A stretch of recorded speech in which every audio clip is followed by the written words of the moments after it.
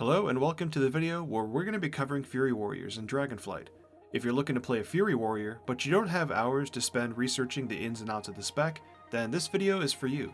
In just 5 minutes or less, we'll give you the basic overview of how to play Fury.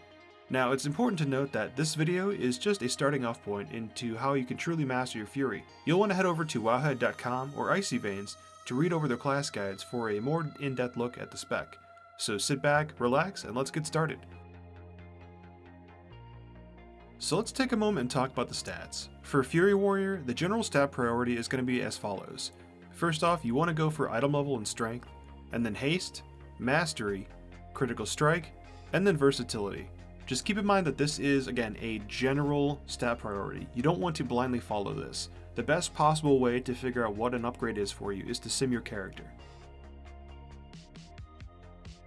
So this is what we're going to be using for our single target build. This one we're going to be trying to take as many defenses as we possibly can, with things like spell reflection, so we can reflect spells but also reduce our magic damage by 20%, bitter immunity for some extra health, and basically getting rid of all the types of diseases and bleeds and things like that. And then we're going to be picking up anger management, onslaught, and ravager. And this is going to be the build that we use for Mythic Plus.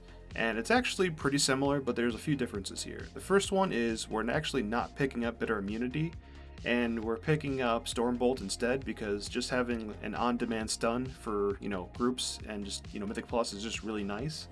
And then over here, we're actually going to be going down deep into Improved Whirlwind, because we're just going to be getting all of that awesome AoE and cleave. Now let's talk about the rotation. Fury Warriors are very similar for both single target and AoE. The only difference is that for AoE, you need to maintain the Whirlwind buff so that your single target abilities are going to actually cleave to other targets. So now let's actually talk about the priority. So this is going to be from what you want to cast the most down to the last, starting with Ravager, Recklessness, Spear of Bastion, Avatar, Rampage, Onslaught, Raging Blow, Bloodthirst, Whirlwind. So now let's talk about the AoE rotation. So as I said earlier, it's very similar to single target. The only difference here is, first we need to look at the improved Whirlwind talent. So basically it's going to make every time you Whirlwind, your next 4 single target abilities are going to hit additional targets. So all that means is you're still doing your normal single target rotation, but now you're just trying to weave Whirlwind every 4 attacks. So that way you're always constantly hitting other targets with your single target abilities.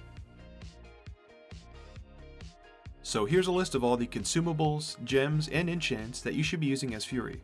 Remember that the higher quality ones are always the ones that you want to go for. However, if they are super expensive, you can go for the lower ranks, which are usually going to be cheaper.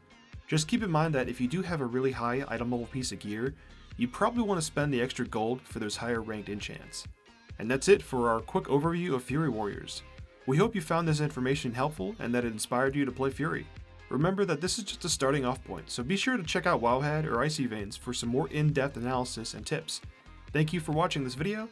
Don't forget to like and subscribe for more videos like this in the future, and until next time, farewell.